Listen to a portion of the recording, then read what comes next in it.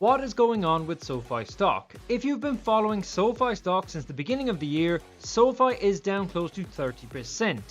If you have not been following the company over the past few months, then you might think that the stock is dropping because the business is doing badly. But this is completely wrong. In fact, the business is doing better than ever. And everywhere you look, you will see polar opposite opinions on SOFI stock.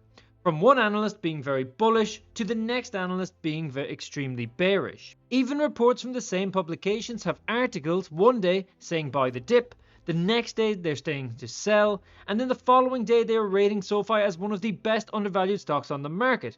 So in this video I am going to look at this and try to explain what exactly is going on with SOFI technology.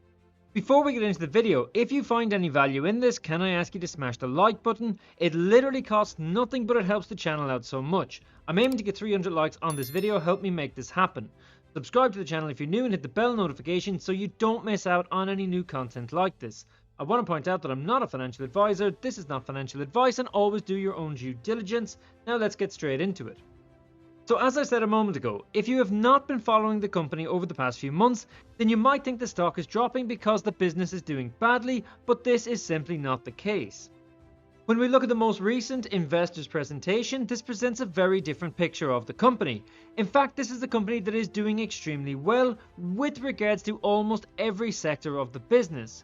New member additions have increased every single quarter since the company first went public.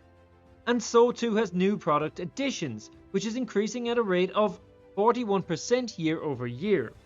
And if you consider the effect of year over year compound growth, you will see that in the last quarter alone, there is nearly 700,000 new products, which is close to the entire full year 2020 growth rate, which we can see here. Lending and financial services products are all up too. The company has posted their best returns to date. On the financial side, things are just as impressive, with the quarterly adjusted net revenue increasing every single quarter. But just look at the adjusted EBITDA, where there is an incredible improvement. Going back to only 2 years ago, this was only $9 million. However, in the most recent quarter, we have adjusted EBITDA of $181 million. I challenge anyone watching this video now to work out the percentage EBITDA increase from Q1 2022 until the most recent quarter. These numbers are insane. And this is reflected in the annual figures too. As we can see very clearly here, with huge increases in year over year revenue growth and adjusted EBITDA margin, which has even seen SOFI post their first ever profitable quarter last month. So what is going on at SOFI right now, and why has SOFI stock suddenly plummeted again in the past 2 weeks? First of all, SOFI Technologies has done a private notes offering. The stock plummeted after SOFI said that it plans to offer $750 million of convertible senior notes due in 2029 in a private offering, and up to an additional $112 million of notes. The notes will be unsecured obligations at SOFI, which will accrue interest. Note holders will have the right to convert their notes in certain circumstances into cash, and if applicable, into shares of SOFI's common stock. So here we have that dirty word that no investors like to see: dilution. And this is dilution being done at a time when investors were at their most positive, considering that the company had just turned profitable. But what do SOFI intend to do with this money? SOFI intends to use a portion of the proceeds from the offering to fund the cost of entering into capped call transactions.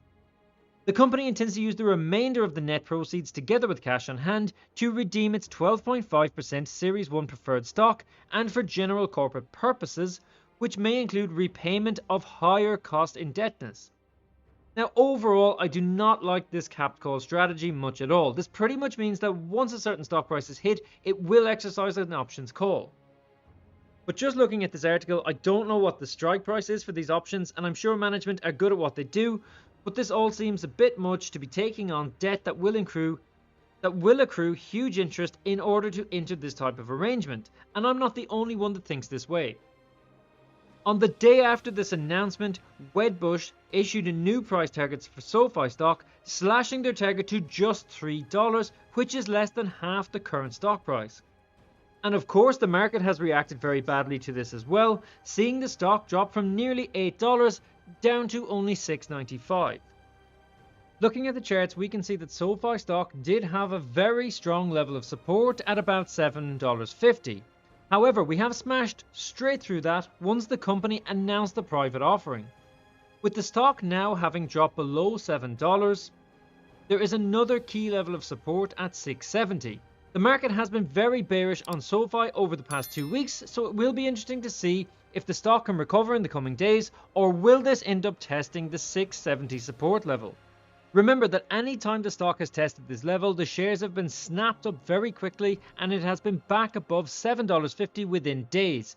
Even when SOFI dropped to its 52-week low back in November, it was back above this support level within 10 days. But I do feel that the upside now is capped with the private offering. There is a very strong level of resistance around $8.50, and the next level, if it was to break this, would be at $9.20. But even after the earnings release, SOFI stock broke above $8.50 but failed to break above $9.20.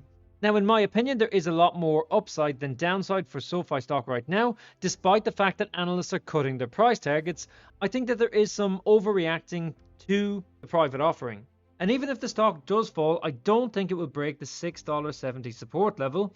So in terms of upside versus downside, I still think that there is potential 22% upside versus a 4% downside risk.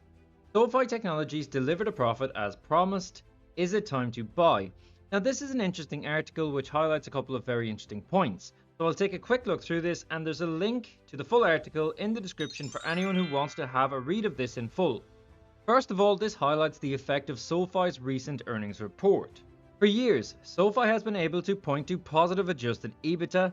A lot more investors started paying attention to SOFI in early 2023 after it began guiding towards GAAP profitability. And while Wall Street expected 0.0 EPS, SOFI actually recorded 0.2. But SOFI is expecting the economy to contract slightly in 2024 and for several interest rate cuts during the year. Now, I did speak about this in my previous video, how management have always seemed to guide on the safer side by kind of keeping their expectations and their guidance quite low.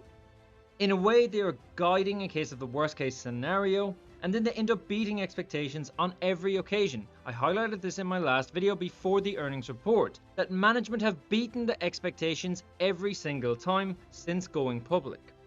And now management expects to earn between 7 and 8 cents per share this year on the GAAP basis. But they are actually expecting between 55 and 80 cents by 2023. Now, if SOFI are able to hit these targets over the next 2 years, then that would be a 10x of earnings per share in just 2 years, going from around 8 cents expected this year up to 80 cents, but then management are also expecting this to grow by about 20% per year after that. Which leads to the very important question of, is SOFI a stock to buy now? And the numbers are very interesting. SOFI increased its tangible book value by $334 million last year, up to $3.5 billion at the moment, with the expectation to grow this by another $300 million at least this year. But keep in mind that this is a company that has a current market capitalization of $7.7 billion, which is more than 2 times its book value. But right now, for comparison, as it says here, shares of JP Morgan, America's largest bank by book value, currently trade at 2.15 times its current book value. But unlike SOFI that is valued at $7 billion, JP Morgan is valued at over $500 billion. SOFI is intent on becoming a top 10 financial institution. At its current pace of membership growth, this could happen in about a decade and make today's shareholders very wealthy in the process. Despite its recent run-up, this is still a good stock for relatively young investors with a higher tolerance for risk to buy. So let me know your thoughts in the comment section below. If you've watched all the way through and enjoy my content, then please hit the like button, it really helps the channel out. And if you're new, hit the subscribe button and bell notification, follow me on Twitter if you would like to see another update video soon. Nothing in my videos is financial advice in any way, I'm not a financial advisor, but thanks for watching and I'll catch you in the next one.